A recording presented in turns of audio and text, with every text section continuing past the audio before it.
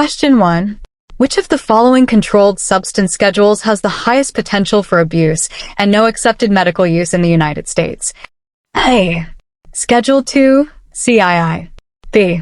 Schedule 3, CII. C. Schedule 4, CIV. D. Schedule 1, CI. Answer D. Schedule 1, CI. This question tests your knowledge of controlled substance classifications, specifically the Drug Enforcement Administration's scheduling system. The key clue is highest potential for abuse and no accepted medical use. Schedule 1 drugs, like heroin or LSD, fit this description perfectly because they are considered to have no currently accepted medical treatment use and a high potential for abuse. Understanding these classifications is critical for safe and legal handling of medications in a pharmacy. Remember that the lower the Roman numeral, the higher the potential for abuse and stricter the regulations. Question 2. A prescription calls for 500 milligrams of amoxicillin to be taken 3 times a day for 10 days. How many amoxicillin 250 milligrams capsules should be dispensed? A. 30 capsules. B. 60 capsules. C. 90 capsules. D. 120 capsules. Answer B. 60 capsules. This question requires a basic dosage calculation, which is fundamental for dispensing accurate medication quantities. The key is to first determine the total daily dose required and then the total number of capsules needed over the treatment period. The patient needs 500 milligrams 3 times a day, which is 1,500 milligrams per day. Since each capsule is 250 milligrams, they need 6 capsules per day, 1,500 mg/250 milligrams. Over 10 days, this totals 60 capsules, 6 capsules/day * 10 days. Always double-check your calculations to ensure patient safety. Question 3. What is the generic name for the brand name medication Lipitor? A. Simvastatin. B. Atorvastatin. C. Rosuvastatin. D. Pravastatin. Answer B. Atorvastatin. This question tests your knowledge of common brand and generic drug names, which is essential for working in a pharmacy. Lipitor is a widely recognized brand name medication used to lower cholesterol. Its generic name is atorvastatin, and it belongs to the statin class of drugs. It's crucial to know the generic name because that is how medications are often identified in a pharmacy system and on insurance claims. Practice associating the brand with its generic name for the most frequently prescribed drugs. Question 4. Which of the following is an example of a tall man lettering technique used to prevent medication errors? A. Writing the drug name in all capital letters. B. Using different font sizes for brand and generic names. C. Highlighting portions of similar-looking drug names. D. Capitalizing specific letters in drug names that look or sound alike. Answer D. Capitalizing specific letters in drug names that look or sound alike. This question is about medication safety and error prevention strategies, specifically tall man lettering. The technique involves capitalizing specific letters within drug names that are often confused with other drug names, e.g., bupropion versus buspirone, to highlight the differences. This visual cue helps pharmacy staff and healthcare professionals distinguish between look-alike/sound-alike medications, reducing the risk of dispensing errors. Always pay close attention to drug names, especially those with similar spellings, to ensure patient safety. Question 5. What does the abbreviation DOT stand for in the context of prescription processing? A. Dispense as written. B. Do not alter. C. Drug administration workflow. D. Daily authorized withdrawal. Answer I. Dispense as written. This question assesses your understanding of common abbreviations used in prescription processing, particularly those related to generic substitution. DA stands for Dispense as Written, which is a code used by prescribers to indicate that the brand name drug must be dispensed, even if a less expensive generic alternative is available. Pharmacists must adhere to the prescriber's DA code unless state law or payer regulations dictate otherwise. Knowing DA codes helps ensure that the correct medication, whether brand or generic, is dispensed according to the prescriber's intent. Question 6. Metformin is a commonly prescribed medication for which condition? A. Hypertension. B. Hyperlipidemia. C. Type 2 diabetes mellitus. D. Asthma. Answer C. Type 2 diabetes mellitus. This question tests your knowledge of common medications and their primary indications, which is fundamental to understanding patient prescriptions. Metformin is a first-line oral medication used to manage blood sugar levels in patients with type 2 diabetes mellitus. It works by reducing glucose production in the liver and improving the body's sensitivity to insulin. Knowing the primary use of common drugs like metformin is crucial for recognizing appropriate prescriptions and counseling patients. Question 7. According to HIPAA, what does PHI stand for? A. Patient health information. B. Protected health information. C. Private hospital initiative. D. Pharmacy history information. Answer B. Protected health information. This question tests your knowledge of important pharmacy law, specifically the Health Insurance Portability and Accountability Act, HIPAA. PHI stands for Protected Health Information, which includes any information about a patient's health status, provision of healthcare, or payment for healthcare that can be linked to an individual. HIPAA rules mandate strict confidentiality of PHI to protect patient privacy. Always remember your responsibility to safeguard patient information and discuss it only with authorized individuals. Question 8. How many milliliters are in 2 5 liters L? A. 25 milliliters. B. 250 milliliters. C. 2,500 milliliters. D. 25,000 milliliters. Answer C. 2,500 milliliters. This question assesses your ability to perform basic unit conversions, a critical skill in pharmacy calculations. There are 1,000 milliliters in 1 liter. So to convert liters to milliliters, you multiply the liter value by 1,000.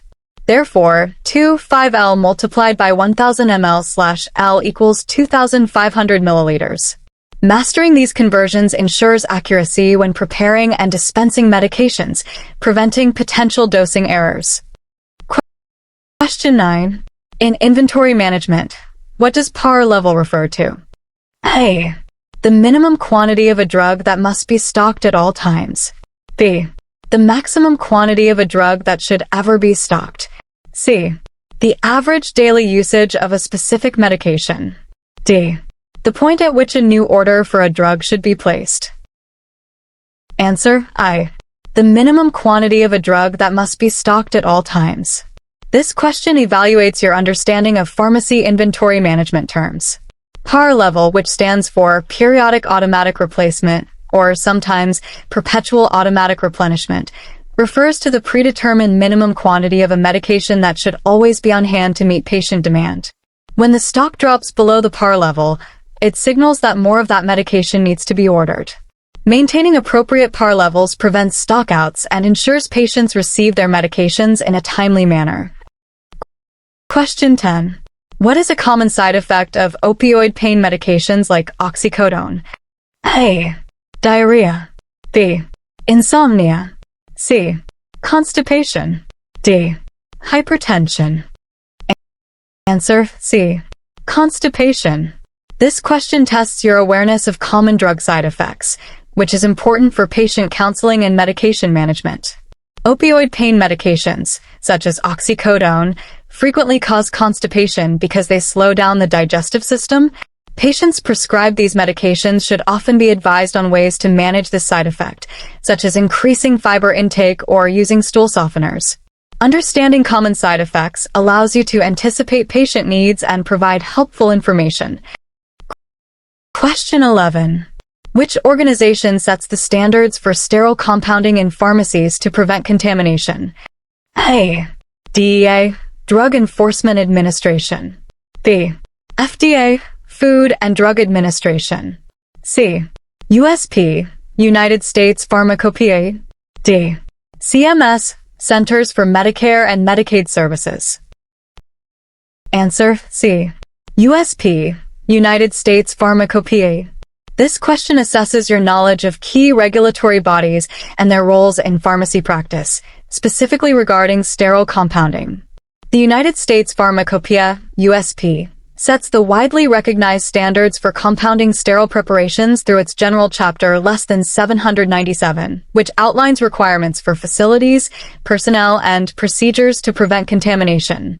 Adherence to USP less than 797 is crucial for ensuring the safety and quality of sterile medications like intravenous for solutions that are administered to patients. Question 12. A pharmacy technician receives a prescription for a Schedule II controlled substance. Which of the following forms is typically used for ordering Schedule II controlled substances from a distributor? A. DEA Form 106. B. DEA Form 41. C. DEA Form 222. D. DEA Form 224. Answer C. DEA Form 222. This question focuses on specific legal requirements for handling controlled substances, an important aspect of pharmacy law. DEA Form 222 is the official order form required by the Drug Enforcement Administration for the purchase and transfer of Schedule II controlled substances. This form helps track these highly regulated medications from manufacturing to dispensing. Using the correct DEA form is a critical step in maintaining compliance and preventing drug diversion. Question 13. A patient is prescribed an 4 infusion of 1,000 milliliters of normal saline to run over 8 hours. What is the infusion rate in ml/hour? A. 80 milliliters per hour. B. 100 milliliters per hour. C. 125 milliliters per hour. D. 150 milliliters per hour. Answer C. 125 milliliters per hour. This question tests your ability to calculate for infusion rates, a common task in hospital or compounding pharmacy settings. To find the infusion rate in ml/hour, you simply divide the total volume to be infused by the total time in hours. Here, 1,000 milliliters divided by 8 hours equals 125 milliliters per hour. Accurate calculation of infusion rates is essential for ensuring patients receive the correct amount of medication over the prescribed period. Question 14. What does the term therapeutic equivalence primarily refer to regarding different drug products? A. They have the same taste and appearance. B. They are manufactured by the same company.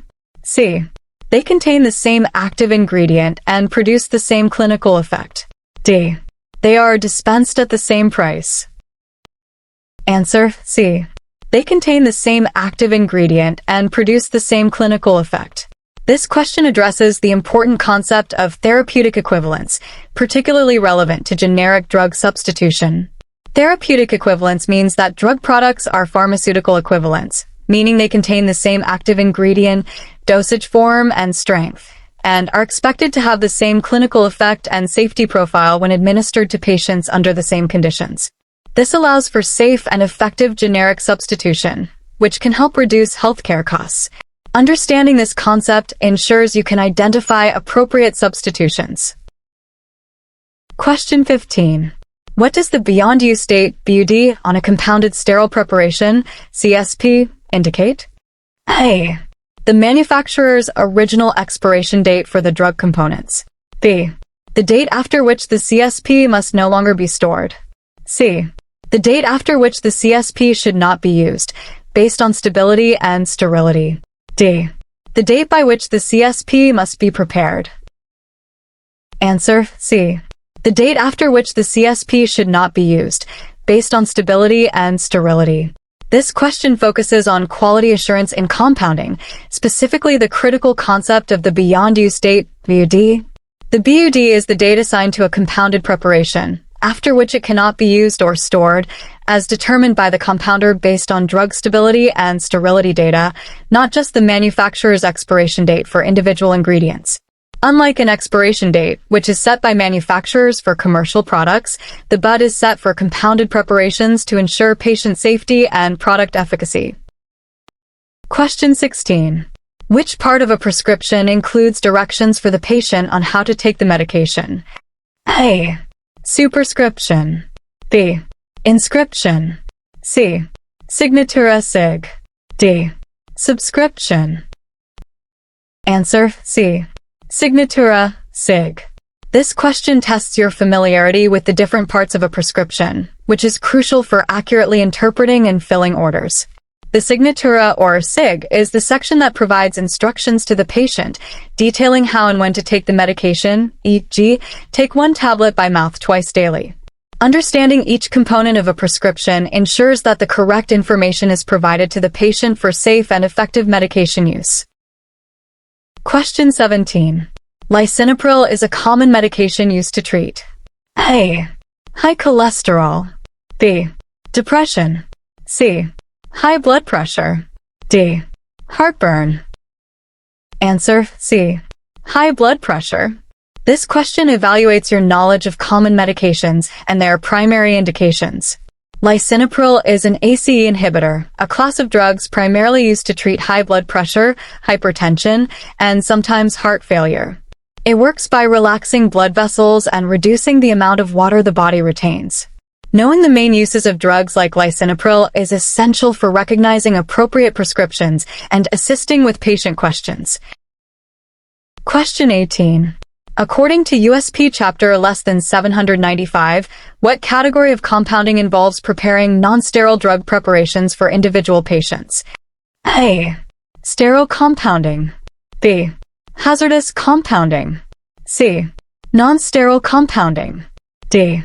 Radiopharmaceutical compounding. Answer C. Non-sterile compounding. This question tests your understanding of USP compounding standards and their application. USP Chapter less than 795 specifically outlines the requirements for non-sterile compounding, which involves preparing medications that do not need to be sterile, such as oral suspensions, creams, or suppositories for individual patients. These standards ensure that compounded non-sterile preparations are safe, effective, and of high quality. It's important to distinguish between the standards for sterile, 797, and non-sterile compounding, 795, in practice. Question 19. If a 10% with V solution contains 10 grams of solute in 100 milliliters of solution, how many grams of solute are in 250 milliliters of a 5% with V solution?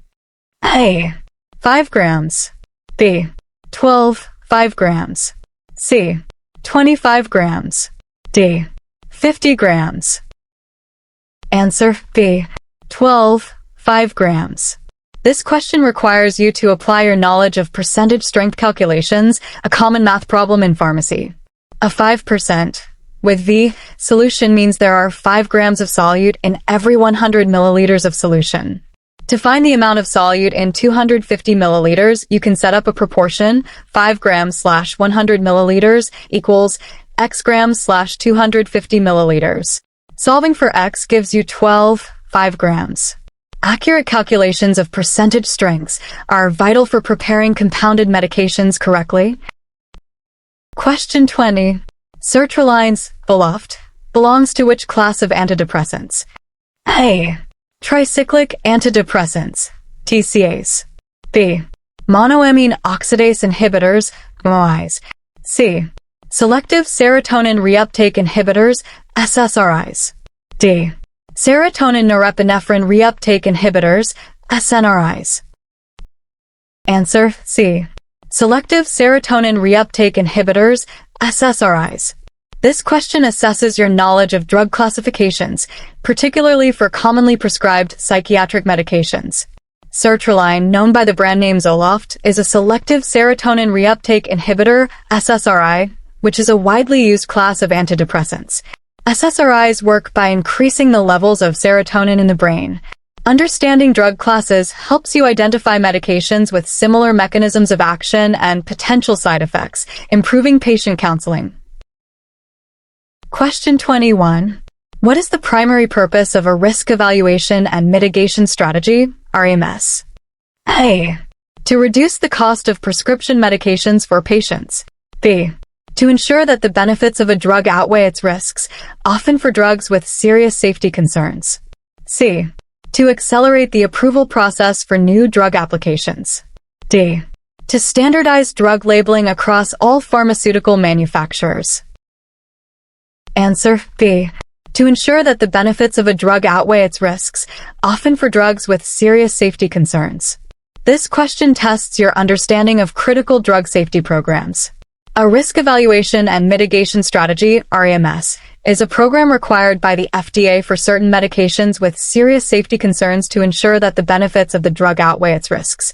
REMS programs can involve specific requirements like special certifications for prescribers or pharmacies, patient education, or restricted distribution. Understanding REMS helps ensure patient safety when dispensing high-risk medications. Question 22. When an insurance claim is rejected at the pharmacy, what is the process called that involves sending the claim back to the insurer with additional information or corrections? A. Adjudication. B. Prior authorization. C. Reversal. D. Resubmission. Answer D. Resubmission. This question is about pharmacy billing and insurance procedures. When an insurance claim is rejected, resubmission is the process of sending the claim back to the insurance company after making necessary corrections or adding requested information. This is different from adjudication, which is the initial processing of the claim, or a reversal, which cancels an accepted claim. Mastering resubmission is important for ensuring patients receive coverage and for efficient pharmacy operations. Question 23. A Class 1 drug recall indicates what level of risk to the patient. A. Remote probability of adverse health consequences. B. Temporary or medically reversible adverse health consequences. C. Reasonable probability of serious adverse health consequences or death. D. No adverse health consequences. Answer C. Reasonable probability of serious adverse health consequences or death. This question assesses your knowledge of drug recall classifications, a critical aspect of patient safety and quality assurance. A Class 1 recall is the most serious type, meaning there is a reasonable probability that using or being exposed to the recalled product will cause serious adverse health consequences or death. As a pharmacy technician, it is crucial to understand recall classes to ensure affected medications are promptly removed from stock. Question 24. A pharmacist needs to prepare a solution with a ratio strength of 1,000 with V. If the final volume needed is 500 milliliters, how many milligrams of solute are required? A. 50 milligrams. B. 500 milligrams. C. 5,000 milligrams. D. 50,000 milligrams. Answer B. 500 milligrams. This question requires you to calculate a dosage based on ratio strength, which is a common pharmacy math skill. A 1,000 with V ratio strength means there is 1 gram of solute in every 1,000 milliliters of solution. For a 500 milliliters solution, you would need 0.5 grams, 500 ml/1000 milliliters * 1 gram. Since 1 gram equals 1,000 milligrams, 0.5 grams converts to 500 milligrams. Accurately converting and calculating ratio strengths is essential for preparing compounded medications correctly. Question 25. Azithromycin, Zithromax, is an antibiotic commonly used to treat A. Viral infections. B. Fungal infections. C. Bacterial infections. D. Parasitic infections. Answer C. Bacterial infections. This question tests your understanding of common antibiotics and their primary use. Azithromycin, known by its brand name Zithromax, is a macrolide antibiotic prescribed specifically to treat various bacterial infections, such as respiratory tract infections, skin infections, and some sexually transmitted diseases. Antibiotics are ineffective against viral, fungal, or parasitic infections. Knowing that azithromycin targets bacteria is crucial for appropriate dispensing and patient counseling. Question 26. Which of the following is an example of a medication error that should be reported through an internal pharmacy incident reporting system? A. A patient picking up the wrong over-the-counter item. B. A pharmacist recommending a generic substitute. C.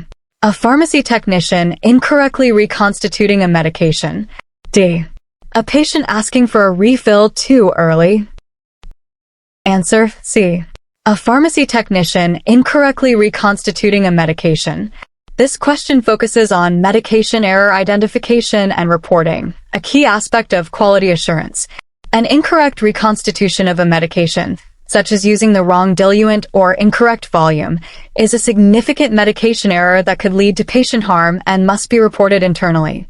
Reporting these incidents allows the pharmacy to analyze the error, identify its root cause, and implement strategies to prevent similar errors in the future, thereby improving patient safety.